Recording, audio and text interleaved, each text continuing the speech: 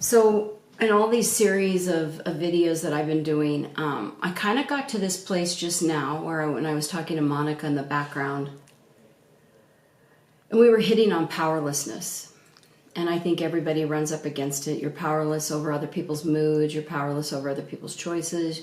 You're powerless over what happens in the world. You're powerless in how other people see you. There's so much powerlessness in the world. And it really does trigger us. And then what we do is we go into wanting to intellectualize it. We want to go into this place inside that says, I just need to understand more. And to be quite frank, I'm tired of the why. Monica said, yeah, you're the how of it. You know, I'm the why of it. I spend more of my day and my intellect over analyzing things, criticizing things. You know, it's kind of this question of like, if I could just figure it out, I'd find peace. And the answer is no.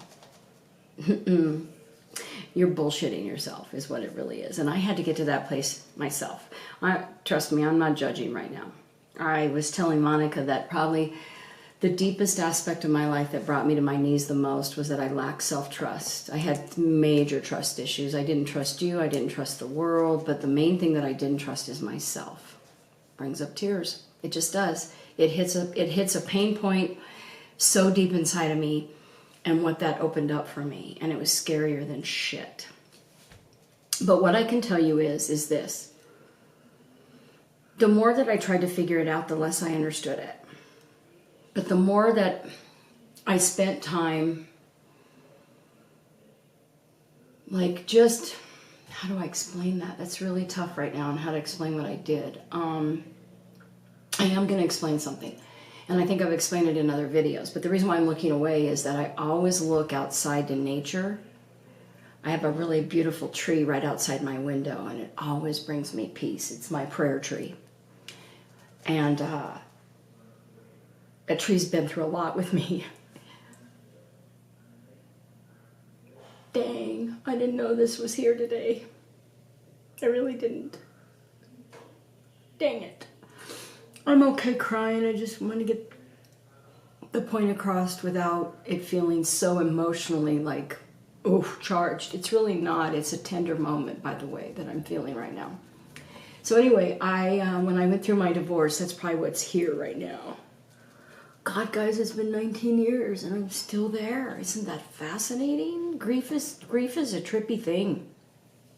Anyway, I remember like I was so much in pain, and a friend of mine said, you know, Rainey, you need to snap out of this. Like, we need you. We miss you. We want you back in life. And it helped immensely.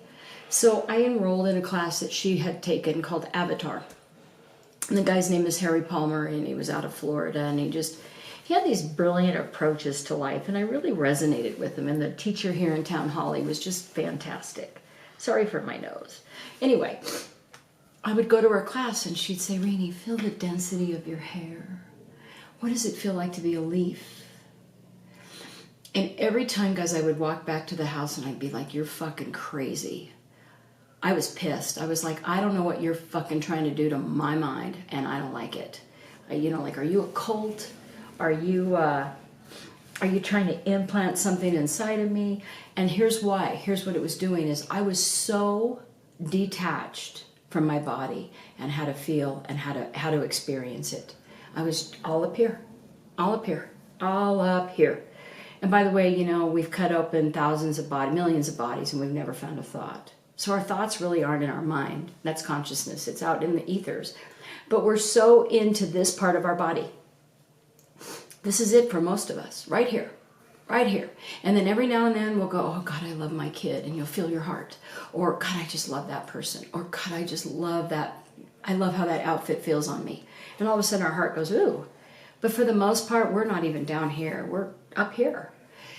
And she was having me make that 2-foot drop. Like, it was like, okay, I want you to get heart-centered, sorry. I want you to start feeling what the heart feels like. And so in order to do that, you are going to go through a period of the most awkward sensations, the most in-between unknown. You can't identify it. You can't label it. You can't think about it. You're just learning how to like, wow, what does a leaf feel like on a tree? What does your hair feel like when it like falls? What does an eyelash feel like on your cheek? What's the density of it? What's the dexterity of it? None of us have ever stopped to really feel that or think about that. That changed my life. In a matter of a month and a half of doing those classes, it's probably the one thing in my life that changed me the most. That one exercise. What does it feel like to be a table? What does it feel like to be just this little pencil head? What does it feel like? Course in Miracles talks about this all the time, but what does it feel like just to be the eraser? As you. When you go to do that, you're like, what the fuck?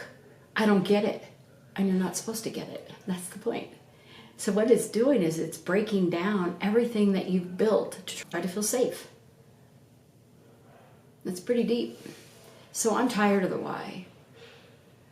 The why is abusive. Why is the sky blue? Why did that person say that to me? Why does it feel like one thing after the other? It's not. It's trying to show you something inside. It's trying to show you how to trust. It's trying to show you how to step back and like take these things in and experience life instead of wanting it to be a certain way in order to feel okay. Feel okay. What does it feel like to feel okay?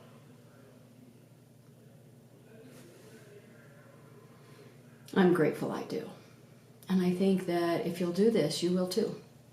Thanks, you guys. I appreciate you honoring my tears. This is a precious little moment right there. Thanks.